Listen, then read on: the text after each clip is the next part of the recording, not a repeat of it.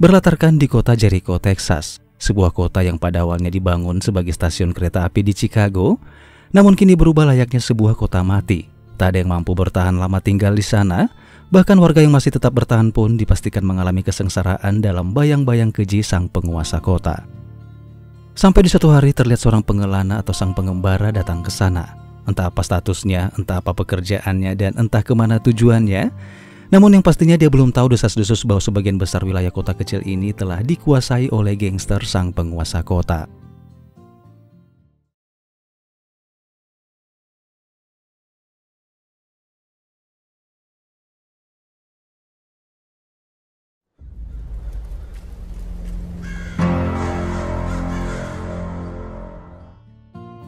Sampai akhirnya sang pengelana yang ternyata bernama John Smith memutuskan untuk menghentikan mobilnya tepat di tengah jalan ketika seorang wanita cantik menyeberang bersama dua oknum anggota gangster.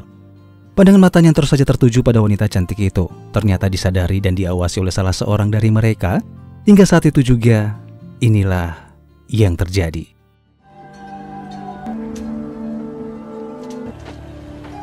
This guy thinks it's a free country. Lights out. Baru beberapa menit John tiba di sana, ia sudah terlibat masalah serius dengan para gangster, di mana pria yang melakukan pengerusakan pada mobilnya tersebut pun mengatakan bahwa wanita yang dipandangi oleh John tersebut adalah kekasih dari bos besar mereka bernama Mr. Doyle. Sesaat kemudian pria itu menatap tajam ke arah John dengan wajah sangar nan gahar layaknya bandit paling berkuasa. Dengan lantang ia pun mengatakan jika John keberatan atas pengerusakan yang telah ia lakukan, maka John dipersilakan untuk melaporkan kejadian itu kepada sheriff officer setempat. Good idea to be looking at Mr. Doyle's girl that way. Sheriff's office is right over there in case you want to complain about anything. Namun alangkah terkejutnya John saat mengetahui respon dari sang sheriff yang saat itu juga mengatakan bahwa beliau tidak dapat membantu bukan karena tidak peduli atau tidak taat terhadap hukum. Namun sang sheriff hanya tidak ingin terlibat masalah dengan Tuan Doyle dan para anak buahnya, yaitu gangster penguasa kota yang terkenal kejam memperlakukan siapapun tanpa ampun. Do yourself a favor. Get a firearm. Pada akhirnya tanpa lagi mempersoalkan hal tersebut, John saat itu juga angkat kaki dari kantor sheriff untuk kemudian mengunjungi sebuah restoran milik seorang pria bernama Joe Monday, satu-satunya restoran dan penginapan yang masih bertahan di kota tersebut. Saat itu Monday mencoba berbahasa basi pada John dengan bercerita bahwa di kota ini ada dua kelompok gangster yang saling memperebutkan kekuasaan, saling bermusuhan satu sama lain, bahkan tak jarang terjadi baku tembak dari dua kubu. Salah satu gangster yang dimaksud oleh Monday ternyata kelompok Mr. Doyle. Sementara kelompok saingannya diketahui dipimpin oleh seorang gangster dari Italia, yaitu bernama Fredo Strozzi.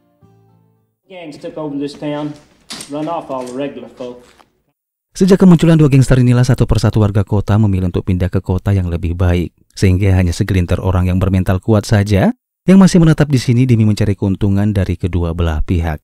Some damn sheriff making a profit just staying in the middle, drafting off both sides. They don't like each other much. What the hell are you doing?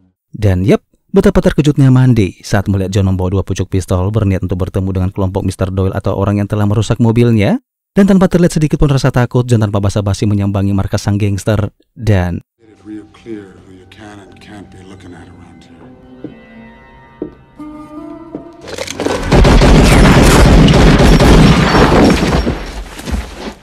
Tell Mr. Doyle if he'd have hired smarter guys, none of this would have happened. atas aksinya tersebut, John pun dipanggil oleh geng dari kelompok Strozzi, di mana di sana Strozzi memuji skill dan keberanian John yang ternyata telah menghabisi salah seorang penembak terbaik dari kelompok Doyle tersebut. Di saat itu juga tanpa pikir panjang, Strozzi dengan sangat-sangat bersemangat mengajak John untuk ikut bergabung dalam kelompoknya. Smith from back east. Alright. That's why you're here. Tak berapa lama masuklah seorang wanita yang dipanggil untuk mengantarkan John ke kamarnya. Dia bukanlah seorang ART, bukan pula asisten pribadi, namun dia adalah kekasih Strozzi bernama Lucy. Dari raut wajahnya terlihat Lucy sepertinya merasa tertekan berada di sana. dan bisa dipastikan ia sama sekali tidak merasa bahagia tinggal bersama Strozzi.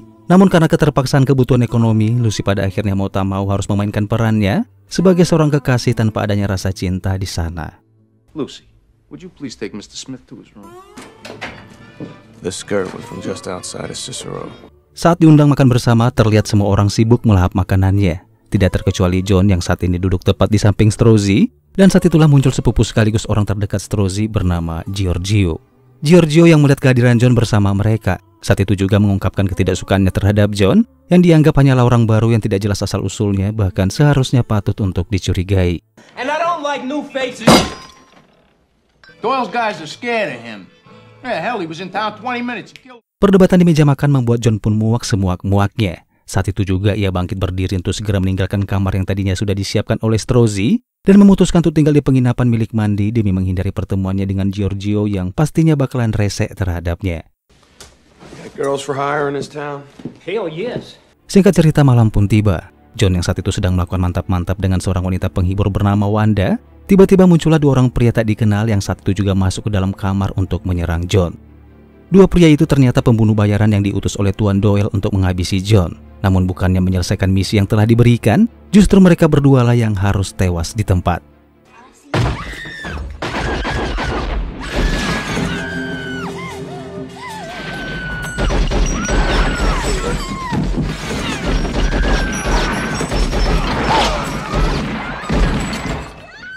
Kejadian itu membuat John pun curiga. Ia menyadari kehadiran Wanda di sana hanyalah sebuah umpan jebakan, membuat John pun mengamuk hingga berbalik menyerang dan mengancam Wanda saat itu juga.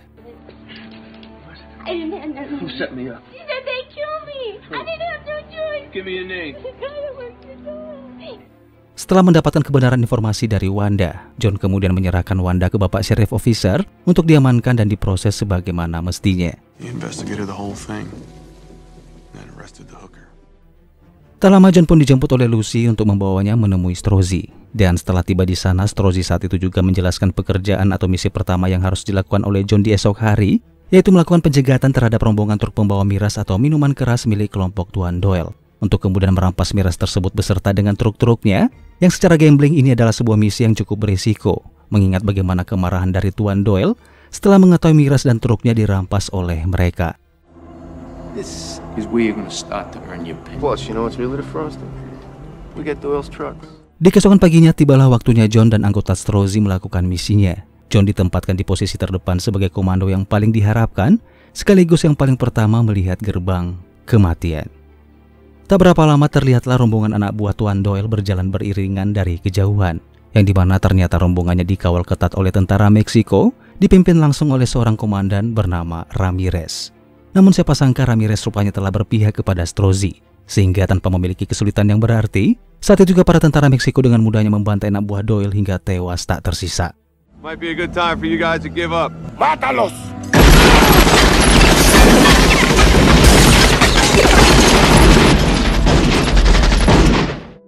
Dengan uang hasil pekerjaannya, John yang merasa kasihan terhadap Wanda pada akhirnya membebaskannya dari sel tahanan. Kemudian memberikan sedikit uang untuk bekalnya di perjalanan, sekaligus meminta sang sheriff untuk memastikan Wanda pergi dari kota dengan selamat. Make sure she gets on it. I got some information you may want to sell to Mr. Doyle. Beranjak dari kantor sheriff, John pun menemui Lucy di saat Strozzi dan anak buahnya sedang tidak berada di tempat, di mana John yang mengetahui bahwa Lucy adalah seorang wanita yang mata duitan. Saat itu juga ia membuat kesepakatan dengan Lucy, memintanya untuk memberikan setiap informasi penting tentang kelompok Strozzi, dan John akan memberikan beberapa dolar setiap minggunya jika Lucy bersedia menjadi mata-mata untuknya.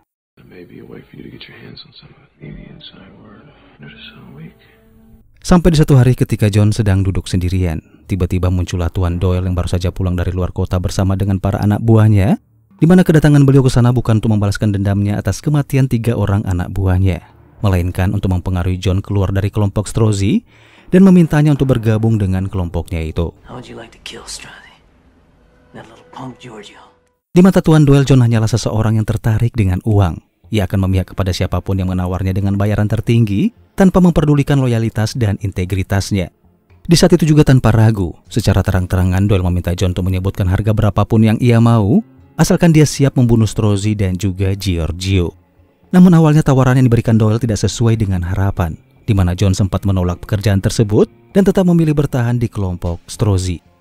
Perlu diketahui bahwa Doyle sebenarnya memiliki seorang anak buah kepercayaan yang terkenal kejam dan brutal bernama Hickey.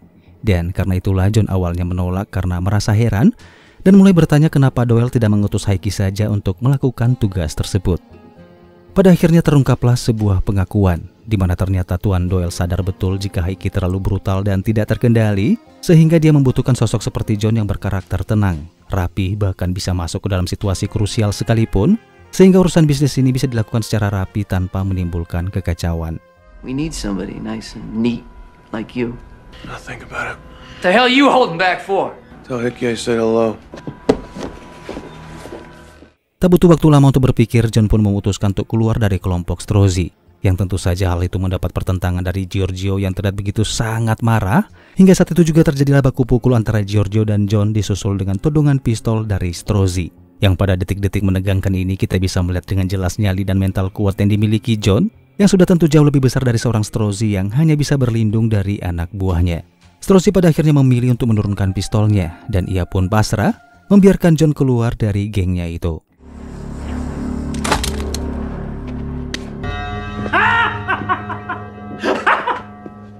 Namun dengan keluarnya John dari kelompok Strozzi, ternyata tidak serta-merta membuat John langsung memutuskan bergabung dengan kelompok Tuan Doyle, di mana John sengaja memilih posisi netral di antara kedua kubu ini dan mencoba mencari keuntungan dari keduanya dengan cara mengadu domba dan menjadi informan mandiri, sehingga tanpa mereka sadari mereka sebenarnya tengah dipermainkan. Tell Mr. Doyle I turned Strozzi down.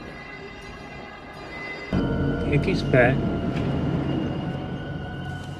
Pada malam itu kita akhirnya akan melihat sosok Hickey yang sedari tadi selalu diperbincangkan sebagai orang paling bengis dan kejam kepercayaannya Doyle. Di mana saat itu dia yang baru saja pulang dari luar kota, tiba-tiba menerima kabar jika miras milik Tuan Doyle alias majikannya telah dirampas oleh kelompok Strozzi. Ia pun terlihat gusar dan tentu saja tidak membuatnya hanya tinggal diam. Strozzi broke the truce. Hit our trucks in Mexico, killed all our guys. Tanpa membuang-buang waktu, John dengan segera menghubungi Giorgio, bermaksud memancing emosinya dengan memberitahu bahwa Hickey sudah tiba di kota ini dan pastinya tidak akan tinggal diam dengan insiden pencurian miras tempo hari. Yang meskipun Giorgio mengatakan bahwa dirinya tidak percaya dengan apa yang dikatakan oleh John, namun Giorgio tetap meninggalkan kota sebagai pertanda bahwa dia percaya dengan apa yang dikatakan oleh John itu. Untuk mengetahui kemana Giorgio akan pergi melarikan diri, John pun kembali menemui mata-mata rahasianya yaitu Lucy, yang saat itu mengatakan bahwa saat ini Giorgio sedang berada di Meksiko untuk menemui Komandan Ramirez dalam rangka mengamankan diri. Tak perlu menunggu waktu lama, John yang sudah mengantongi informasi tersebut. Saat itu juga ia menjual informasi itu kepada Tuan Doyle dengan harga yang cukup tinggi, dan itulah cara John mendapatkan untung dari kedua kubu yang sedang bersitegang tersebut. Take as much as you want. You work for me now.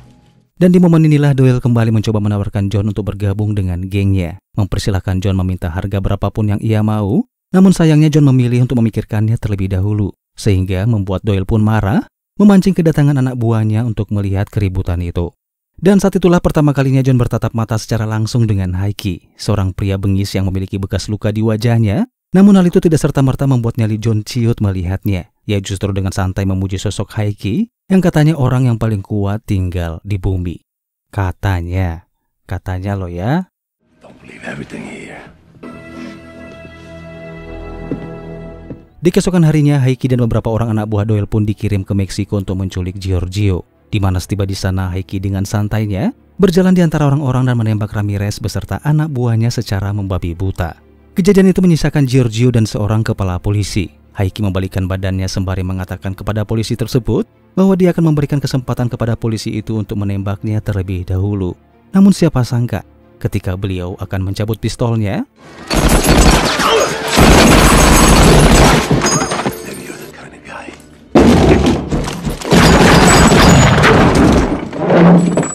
sementara itu di dalam sebuah gereja, terlihat wanita simpanan Tuan Doyle atau wanita yang sempat ditatap oleh John saat di awal film. Wanita ini yang ternyata bernama Felina, yang dari raut wajahnya tersirat jelas bahwa ada penderitaan di sana, dan penderitaannya itu akan membawa kita ke dalam kisah kelam hidupnya hingga harus berakhir ke dalam kehidupan Tuan Doyle. Felina pada awalnya adalah seorang istri yang memiliki seorang suami yang dianugerahi seorang putri yang masih kecil. Hingga suatu hari sang suami kalah judi dengan Tuan Doyle, bahkan sampai-sampai tidak memiliki apapun untuk dipertaruhkan lagi. Keadaan itu pun dimanfaatkan oleh Doyle dengan membawa Felina sebagai gantinya, yang dengan terpaksa Felina meninggalkan putrinya yang masih kecil hanya untuk membuat suami dan putrinya tetap aman dan tidak dibunuh oleh Tuan Doyle itu. All I had left was to pray. Tell him he wants him back to bring us 100 thou out to the crossing. Tepat di persimpangan jalan berjarak 5 km dari kota Jericho, terlihat kedua kubu akhirnya melakukan pertemuan untuk melakukan pertukaran antara Giorgio dengan uang sebanyak $100 sebagai tebusannya. Saat itu John yang hadir di sana yang tentunya tidak memihak kepada siapapun. Ia tetap dibiarkan untuk menyaksikan pertukaran tersebut, bahkan istimewanya tak ada satupun yang berani mengusik dan menyentuhnya. You get the briefcase, you let go of the rope. Don't shoot me! Son of a bitch!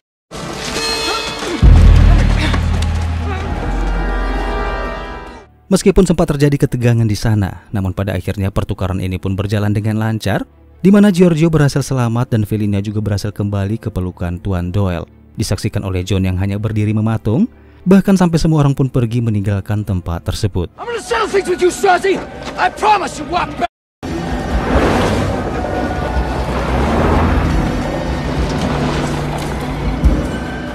Beberapa hari kemudian muncullah Lucy dengan wajah babak belur dan satu daun telinga yang sudah terputus. Di mana perlakuan itu ia dapatkan atas dasar pelampiasan Strozzi dan anak buahnya, yang saat itu merasa kesal akibat Strozzi tidak bisa membunuh Tuan Doyle di persimpangan jalan saat sebelum pertukaran waktu itu.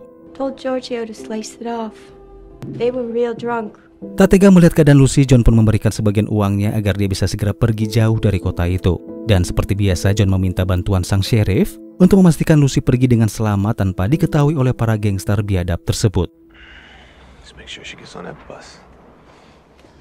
Merasa muak dengan para gangster biadab yang telah memperlakukan wanita dengan seenak jidatnya, saat itu juga John mempersiapkan senjata dan beberapa peluru untuk melakukan sebuah rencana yang cukup licik. Tepat setelah selesai mempersiapkan senjatanya, John dengan segera menyambangi markas Tuan Doyle, di mana di sana dia menyetujui kesepakatannya untuk bergabung dalam kelompok Doyle dengan imbalan uang muka sebesar $1.000. Hal itu sempat membuat Heki kesal karena cemburu pada John yang dianggap hanyalah orang baru yang serakah berani meminta sejumlah uang. Namun karena Tuan Doyle melihat John memiliki potensi yang sangat besar, tanpa mempedulikan Heki, ia pun langsung membayar John sebesar $1.000. Setelah mendapatkan bayaran uang muka, John kemudian memberikan informasi tentang Strozzi, di mana ia mendapatkan kabar bahwa Strozzi telah menyewa beberapa penembak baru yang diketahui malam ini akan datang dan berencana akan menculik Felina dalam upaya memeras Tuan Doyle. Membuat Doyle pun akhirnya mulai khawatir, dan saat itu juga John ditugaskan untuk pergi ke tempat Felina untuk menjaganya. McCool can tell you how to get there.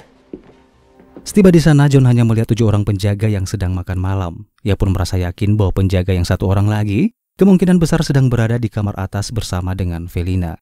Dengan perlahan John berjalan menaiki anak tangga, dan ketika semua orang kaget akan kedatangannya, saat itu juga John melepaskan tembakan secara membabi buta hingga menewaskan 7 orang penjaga itu. The girl upstairs.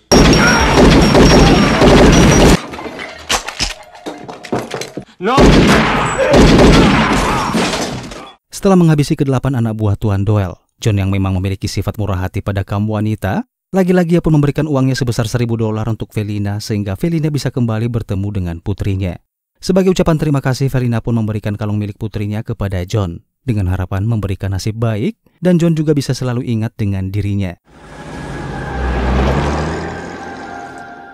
Beberapa jam kemudian tibalah Tuan Doyle dan anak buahnya di lokasi pembantaian, di mana saat itu juga ia pun langsung dibuat kaget saat melihat 8 anak buahnya telah tewas meregang nyawa.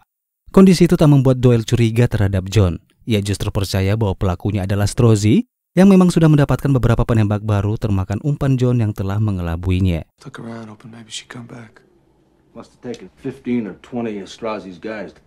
We gotta hit Strozzi soon. John pun kembali ke kota untuk beristirahat menikmati kesendiriannya. Namun saat berendam di dalam bathtub kamar mandi, saat itu juga ia tak menyadari kedatangan Heki dan kawan-kawan yang ternyata telah mencurigai John sebagai pelaku pembantaian terhadap 8 orang anak buah Doyle tadi malam. Kecurigaan Heki semakin bertambah ketika ditemukannya kalung milik Felina di dalam saku pakaiannya, sehingga John pun disiksa agar mau memberitahu di mana saat ini Felina berada.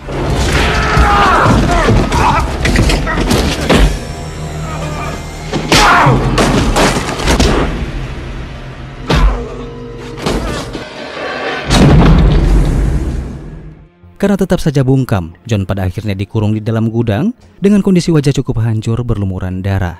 Namun tak berapa lama kemudian 2 orang anak buah Doyle masuk untuk memeriksa. Dan ketika mereka merasa aneh dan tidak beres, tiba-tiba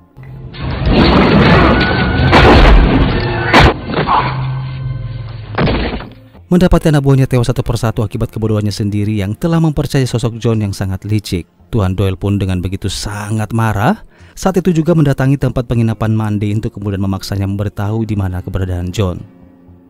Tak lama muncul sang sheriff yang baru saja mendengar kabar jika John baru saja pergi ke markas Strozzi, di mana dia berniat untuk kembali bergabung dengan kelompok mereka. Checked all over. He ain't upstairs. Little fella doesn't want to talk to us. We're going to the roadhouse. You better be right. Setelah Doyle dan kawan-kawan pergi meninggalkan tempat itu, saat itu juga keluarlah John dari dalam lemari, yang dimana ternyata Mandy dan sheriff diam-diam memihak kepada John dan setuju untuk melindungi dan membawa John ke tempat yang aman. Sementara itu Tuan Doyle yang telah dirasuki kemurkaan dan amarah yang sudah tak tertahankan lagi. Saat itu juga ia bersama anak buahnya membakar habis markas Strozzi, yang ketika semua anak buahnya sudah tewas, Giorgio dan Strozzi pun terpaksa keluar dan memutuskan untuk menyerah. Namun sialnya Doyle sudah terlanjur menggila, hingga detik itu juga tanpa sedikit pun toleransi, dia pun dengan beringas membunuh keduanya dengan sangat sadis. How about it, Strozzi? What's it gonna be?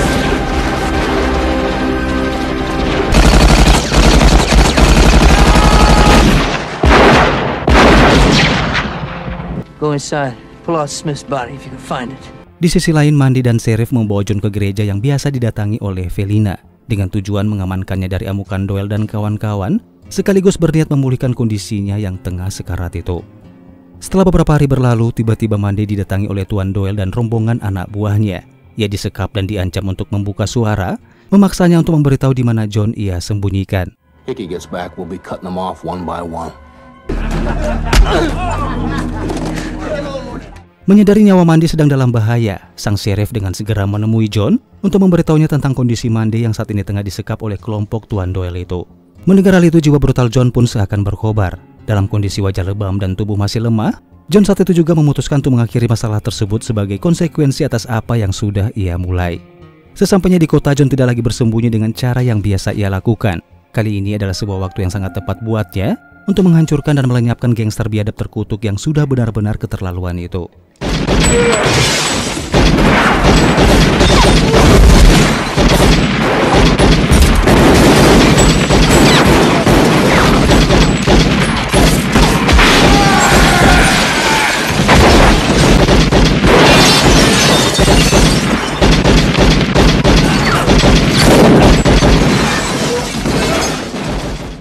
Setelah berhasil menyelamatkan Mandy dan membantai seluruh anak buah Doyle, John dan Mandy beranjak menuju markas Strozzi yang sudah hangus terbakar dan meminta bantuan sang sheriff untuk menyampaikan kepada Tuan Doyle, memberitahunya bahwa sosok John kini sudah kembali. I just want to see this thing finished. I earned it. Setelah beberapa jam menunggu, Doyle bersama Hickey dan satu bodyguardnya akhirnya tiba di lokasi. Merasa sudah menjadi pemenang dan menjadi penguasa kota Jericho, Tuan Doyle meminta John untuk menghentikan ketegangan tersebut dengan menyuruhnya untuk segera bergabung dengan sang pemenang. Namun sial buat sang gangster, teriakan sombongnya tersebut berakhir dengan meregang nyawa ketika dari kejauhan Mandy melepaskan tembakan hingga We won! We won! I'm telling you, we can be partners!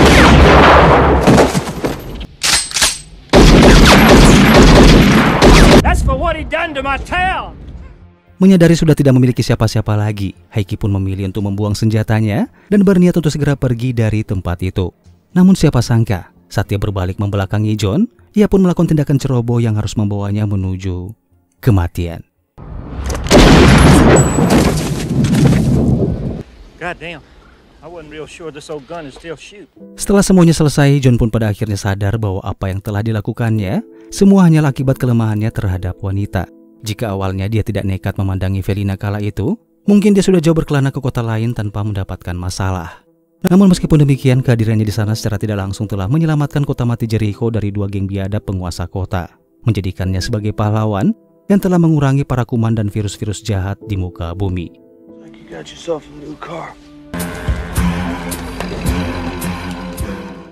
Baiklah teman-teman, segitu dulu aja perjumpaan kita di alur cerita film kali ini.